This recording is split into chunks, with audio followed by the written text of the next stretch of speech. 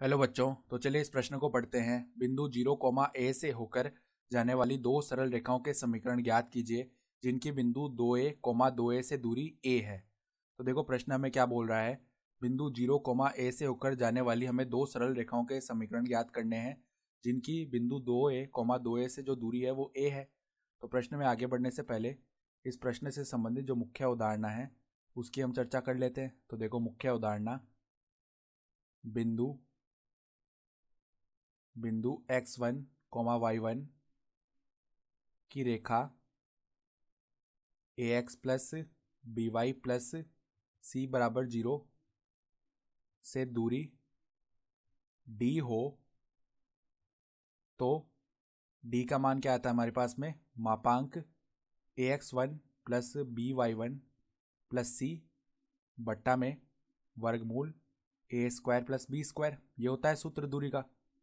तो देखो सबसे पहले हम क्या करते हैं, हमें क्या करना है, बिंदु 0, a से होकर जाने वाली सरल रेखाओं के समीकरण याद करने हैं। तो माना कि रेखा का जो समीकरण है, रेखा का समीकरण y minus M X minus C बराबर में 0 है। वैसे y बराबर एम एक्स प्लस सी होता है, तो क्या किया है, एम एक्स प्लस सी जो है उसको y के साथ ही लिख लेते हैं। तो y minus M X minus C बराबर 0, जहाँ m जो है उस रेखा की प्रवणता है, जहाँ m बराबर में क्या है, प्रवणता, और c क्या है, y अंतःखंड। ठीक है। तो अब देखो इस रेखा की जो दूरी है बिंदु 2a, 2a से, वो कितनी दे रखी है हमें, a दे रखी है। तो यहाँ से देखो a का मान क्या हो जाएगा, इस रेखा से दूरी ज्ञात करनी है इस बिंदु की, यानी इस बिंदु की इस रेखा से दूरी ज्ञात करेंगे तो बिंदु के जो निर्देशांक है वो हम इस रेखा में रख देंगे। तो यहाँ पर देखो 2a माइनस में m गुणा में 2a माइनस c, इसका मापांक बट्टा में वर्गमूल वर्गमूल यहाँ पर y का जो गुणांक है वो 1 है और x का जो गुणांक है माइनस m है, तो m स्क्वायर प्लस में 1 आ जाएगा। ठीक है। तो अब देखो इसको इस तरफ लाते हैं a के गुणा में, तो a वर्गमूल m स्क्वायर प्लस 1 बराबर में क्या आ जाएगा, मापांक 2a माइनस 2am माइनस सी। ठीक है। तो यहाँ पर देखो जब ये मापांक हटेगा तो प्लस माइनस आएगा, तो 2a minus 2am minus C बराबर में प्लस माइनस a वर्गमूल m स्क्वायर प्लस 1, ये बन जाएगा। इसको समीकरण 1 बोल देते हैं। अब देखो हमें ये भी बताया है कि जो रेखा y minus M X minus C बराबर 0 है, ये 0, a से होकर जाने वाली है। तो देखो रेखा रेखा y minus M X minus C बराबर 0, a से गुजरती है। तो 0, a जो है इसके समीकरण को संतुष्ट करेगा। तो यहाँ पर हम 0, a रख देते हैं। तो क्या बनेगा हमारे पास में, a माइनस में m गुणा 0 माइनस सी बराबर में 0, यानी कि a बराबर में आ गया c। ठीक है। तो अब हम क्या करते हैं, यहाँ पर समीकरण 1 में a बराबर c रख देते हैं। ठीक है। तो क्या आएगा देखो हमारे पास में, समीकरण 1 से क्या बोल सकते हैं हम, यहाँ पर हम a बराबर में c रख देते हैं। तो क्या बनेगा हमारे पास में, देखो जो c का मान है उसकी जगह a रख रहे हैं, तो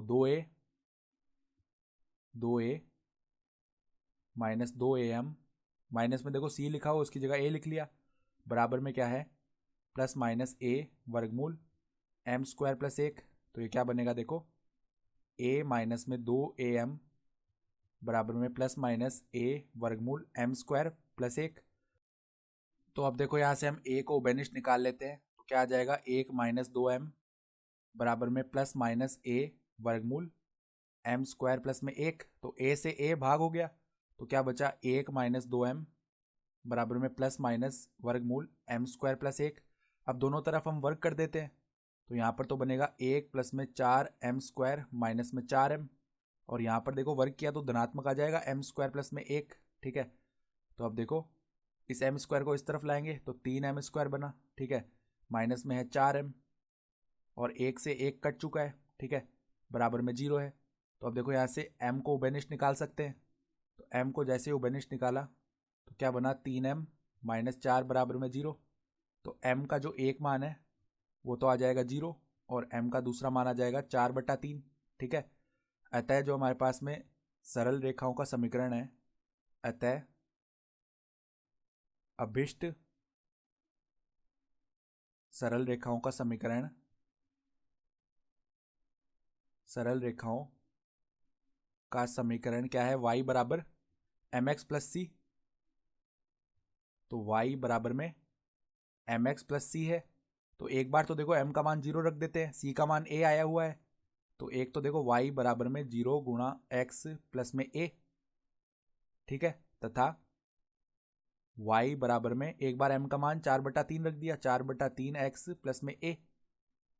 तो एक तो समीकरण आ गया y बराबर में a, तथा दूसरी रेखा का समीकरण आ गया y बराबर में 4x/3 प्लस में a। और ये जो दोनों रेखाएं आई हैं यही हमारे पास में अभिष्ट रेखाएं हो जाएंगी। तो हमारा उत्तर कितना आ जाएगा, y बराबर a तथा y बराबर 4x/3 प्लस a। तो आशा करता हूं कि आपको ये प्रश्न समझ में आया होगा। धन्यवाद।